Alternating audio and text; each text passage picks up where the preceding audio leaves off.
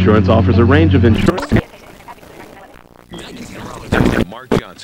The sun is shining. We'll bottle it up and take it. Look at that. We've warmed things up thanks to the sunshine. 82 Elyria. Current temp in Cleveland is 81. We've got 80 Paynesville. Upper 70s from Jeromesville through Massillon and Barberton, Akron and Canton as well. Just a terrific evening to be outside. Unbelievable weather. Here's your live Power 5 Doppler Network radar.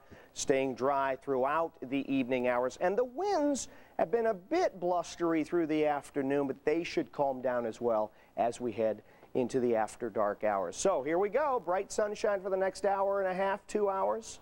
Nothing but beautiful weather. 70s. Thumbs up for outdoor plans. Thank you, Mark. A live look at Quicken Loans Arena, home of the Cleveland Cavaliers, where fans hope the team will win game number 1 tonight of the big Eastern Conference Finals. There's the arena. Good evening, everyone. I'm Ted Henry. I'm Danita Harris. As the fan frenzy grows, so is the certainty that the team will win. News Channel 5's Marielle Liu joins us live from the Q. Marielle, how's it going? Danita, if you walk down this street here, you won't find a single person to tell you that the Cavs aren't going all the way this year, and tonight gets us one step closer to one goal. Let's go Cavs! Let's go Cavs! Let's go Cavs! Cavs fans are fired up for the big game. We number 1, and we're going to stay number 1 till death do us part. Go Cavs! Go Cavs! From bus drivers to passers-by, the Cavs are giving Clevelanders something to believe in. The way the economy and things are going, I just think it's a huge boost for the city itself and gets people a little more fired up than they used to be. The local team shops are selling out fast, a boost for Cleveland's economy and hopefully its other teams. It's the start. Got the Indians, they'll bring it together, and then the Browns will bring it together. We'll have a great city again. I'm sick of waiting since the '64 Browns. Been too long.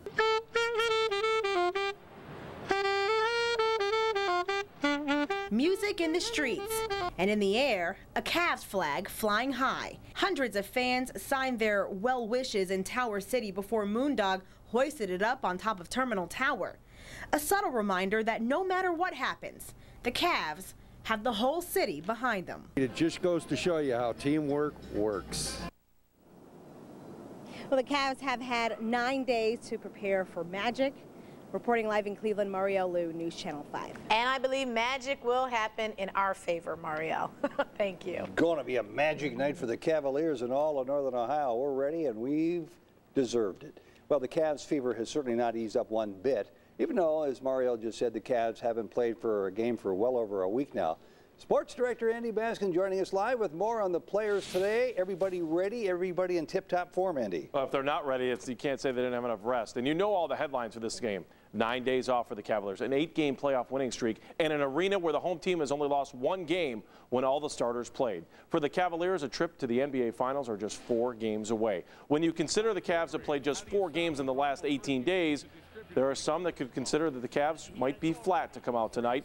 But where you have a home court advantage at the Q, you know that will be huge. We better take it up a notch because Orlando's a good team, and we understand that, we respect that, and so I mean we got to come out, we got to play basketball if we expect to do well.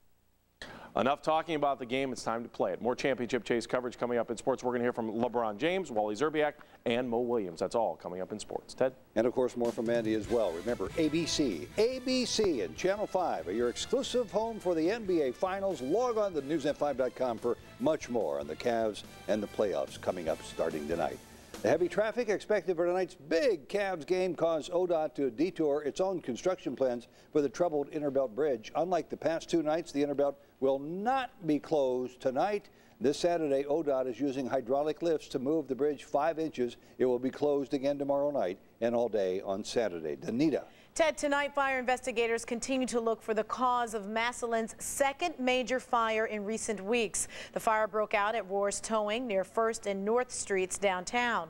Both of the company's storage buildings at the site were filled with cars, tires, and petroleum products. But despite the heavy smoke and flames, firefighters were able to save neighboring buildings like the Ed Knott's Tavern next door. I was a little nervous, I want to tell you. I was a little nervous. I thought it was going to go. These are old buildings, built in the 1890s.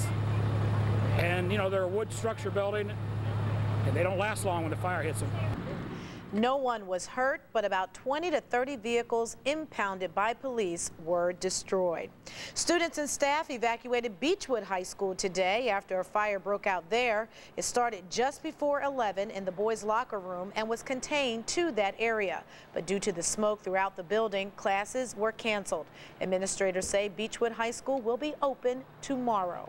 A local father faced a judge today over charges that he injured himself and his daughter while driving drunk, but he says he wasn't even driving. News Channel 5's Tracy Carlos now with live in the newsroom with more on this. How so, Tracy? How could this be? Well, Ted, police say this is not the first time either, but tonight a 7-year-old girl is in critical condition.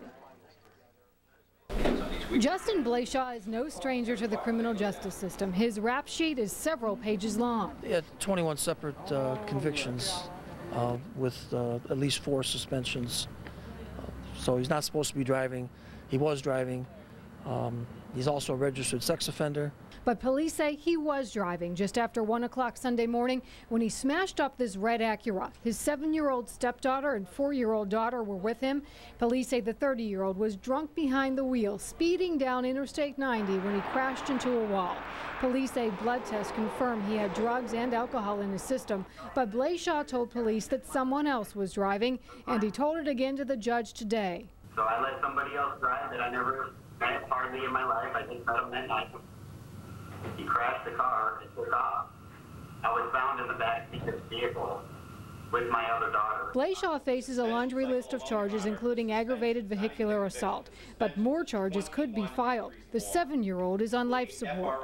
Essentially, from what our investigation has revealed thus far, through the cooperation of the medical authorities down at Metro Health Medical Center, essentially this child's spinal cord is severed, and the child, on a good day, Judge, will essentially never speak or breathe on her own again. There was no one home at Blashaw's Fairview Park house. Jenny Bookwalter lives in the neighborhood. I'm hurt because I really like those kids, and I know that Justin wouldn't mean purposely any harm toward them. Now the 7-year-old remains in ICU at Metro Health Medical Center. Her 4-year-old sister has a broken foot. Blayshaw is due back in court on Friday. The judge denied bond after he would not agree to certain terms.